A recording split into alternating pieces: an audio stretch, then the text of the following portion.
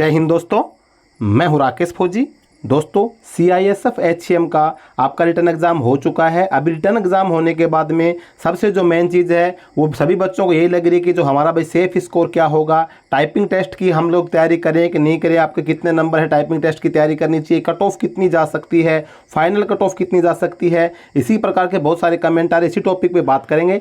Channel पे पहली बार हैं दोस्तों, चैनल को सब्सक्राइब जरूर कर लीजिएगा। वीडियो को अभी तक लाइक नहीं तक लाइक जरूर कर लेना। तो दोस्तों अगर आपने भी CISF के अंदर HCM का एग्ज़ाम दिया था 540 पोस्ट का, इसके अंदर अगर आपके रिटर्न एग्ज़ाम था, आपको पता है कि जो एक एग्ज़ाम का जो स्टैंडर्ड होता है ज़्यादा हार्ड नहीं था, नॉर्मल एग्जाम था। लेकिन अगर पिछले बार की आप बात करेंगे तो उससे थोड़ा सा मैथ एक प्रकार से देखा जाए तो जो बच्चे बोल रहे हैं कि मैथ थोड़ा सा उससे हार्ड आप बोल सकते हैं मैथ को।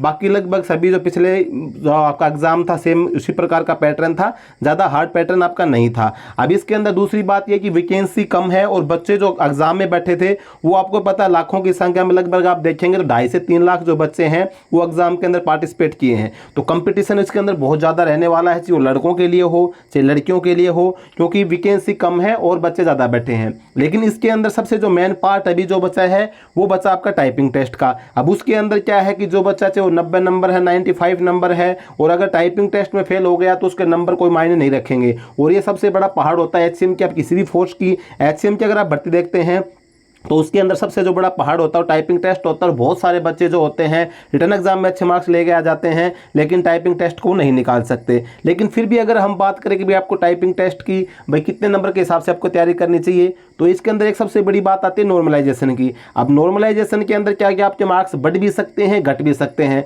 अब मान के चलो कि किसी बच्चे के नंबर अगर मान के चलो कि 85 है तो उसका नंबर आप 78 79 भी हो सकता है, और जिस बच्चे के 78 78 9 नंबर है उसके 85 भी हो सकते हैं। लेकिन नॉर्मलाइजेशन के अंदर आपके ज़्यादा नंबर का मेरे हिसाब से जाता है, मैं अपना व्यू दूं बच्चों से जो मैंने पता किया, जो कमेंट आ रहे हैं उसके हिसाब से, कि जैसे आपके नॉर्मलाइजेशन में ज़्यादा नंबर का डिफरेंट नहीं आएगा, ना तो ज़्यादा बढ़ेंगे ना ज़्यादा घटेंगे, क्योंकि जितनी शिफ्ट थी लगभग सभी शिफ्टों के ज़्यादा इसके अंदर भाई ऐसा तो हुआ नहीं कि एक शिफ्ट का बिल्कुल हार्ड दे दिया हो, किसी शिफ्ट के अंदर बिल्कुल ईजी दे दिया हो। तो मिलता जुलता सा रहा है। तो इसके अंदर भाई किसी का 2 नंबर, किसी का 3 नंबर, किसी का 4 नंबर, किसी का 5 नंबर ऊपर नीचे हो सकते हैं, किसी के कम हो सकते हैं, किसी के ज़्यादा भी हो सकते हैं। लेकिन फिर भी अगर आप देखेंगे कि लगभग आप मतलब जनरल OBC EWS इन कैटेगरी से अगर आप बिलोंग करते हैं तो आप 80 के नज़दीक पहुंच रहे हैं। जैसे 79 है, आपका 80 है, 80 से अबोव है, तो आप टाइपिंग की तैयारी कर सकते हैं। आपको टाइपिंग के लिए बुलाया जा सकता है, आपके सेफ स्कोर में अपने आप को मान सकते हैं। क्योंकि जब उस टाइपिंग टेस्ट होगा तो उसके अंदर ज़्यादा नंबर वाले भी फेल होंगे, तो एक प्रकार से आपका चांस बन सकता है।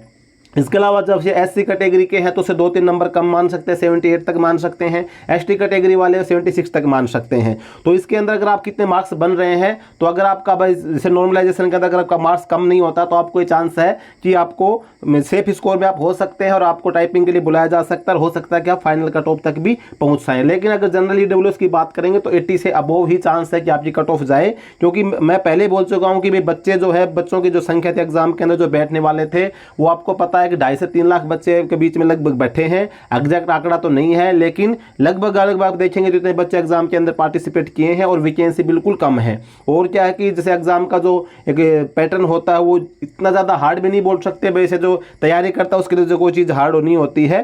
तो बाकी अगर फिर भी अगर आपका जैसे इसके नंबर 75 से लेके 80 अबोव हो रहे हैं तो आपको टाइपिंग की तैयारी, मेरे हिसाब से टाइपिंग की तैयारी शुरू कर देनी चाहिए। 1% अगर मान के चले कि आपका नंबर नहीं भी आता है तो टाइपिंग की आपकी जो प्रैक्टिस होगी। बाकी आपने और भी फोर्स के एग्जाम आपने जैसे CRPF HCM वगैरह का अगर आपने अप्लाई कर रखा होगा उसके अंदर आप पास हो जाए तो आपकी टाइपिंग की तैयारी आपको काम आएगी। तो आप ये मत सोचिए कि रिजल्ट डिक्लेयर होगा उसी के बाद मैं टाइपिंग तैयारी शुरू करूं। लेकिन अगर आपको लगता है कि भाई मेरा इतना नंबर बन सकता है कि आपका जब एग्जाम आप दे के तो आपको कन्फर्म पता होगा कि भाई किस प्रकार का आपका पेपर गया है, बाकी जैसे आपके आंसर किया जाएगा आपको कन्फर्म पता चल जाएगा। तो लेकिन अगर आपको ये लग रहा है कि 82 या समथिंग या 78 79 के समथिंग मेरा नंबर बन सकता है तो आपको जरूर टाइपिंग की तैयारी शुरू कर देनी चाहिए। और मेरी तरफ से मैं भगवान से यही दुआ करूंगा कि भाई आपका इसके अंदर अच्छा रिजल्ट में आप पास भी हो जाएं और टाइपिंग टेस्ट भी क्लियर कर दें। जो बच्चे मेहनत करें उनको सफलता जरूर मिले। आज के वीडियो में दोस्तों बस यही जानकारी थी। जानकारी आपको अच्छी लगी हो वीडियो को लाइक जरूर कर लेना, और चैनल पे पहली बार आए हैं सब्सक्राइब जरूर कर लेना। जय हिंद।